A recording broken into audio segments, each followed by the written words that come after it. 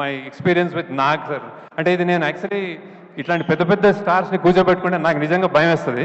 So నాగ్ని first అనుకున్నప్పుడే he so friendly, but direct చేయడం అనేది కొంచెం నర్వస్ ఫీల్ అయ్యాను యాక్చువల్లీ. ఎందుకంటే నాకు first experience with Nag Shiva షూటింగ్లో నాగార్జున అమల గారు ఉన్నప్పుడు సంజయ్ రెడ్డి నగర్లో ఒక ఇంట్లో షూట్ చేస్తుంటే నేను వెళ్ళి చిన్నగా ఒక ఆటోగ్రాఫ్ తీసుకున్నాను అనమాట.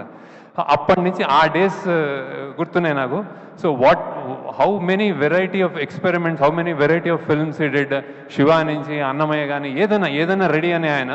ఇది కూడా నేను స్క్రిప్ట్ చెప్పగానే రెడీ అన్నారు. So thank you Nag sir. And దీనికి నేను చెప్పకూడదేమో కానీ he made so many exceptions. అంటే జనరల్గా ఆయన నైట్ షూటింగ్ ఎక్కువ చేయరు, మా కోసం చేశారు. సండేస్ చేయరు, మా కోసం చేశారు. సో ఆ ఏజ్లో పరిగెత్తాలి, గన్స్ పట్టుకోవాలి, దూకాలి అంటే చేశారు అన్ని. ఏదైనా నీ కోసం శేఖర్, సినిమా కోసం శేఖర్ అని చెప్పారు సార్. Result touch sir. ఎంత హ్యాపీగా సరదాగా ఉంటుందంటే వెన్ ఈ కమ్స్ మీకు కాన్ఫిడెన్స్ వచ్చేస్తుంది, హ్యాపీగా చేసి అసలు ఏం చేద్దాం అంటారు అనమాట. Thank you sir.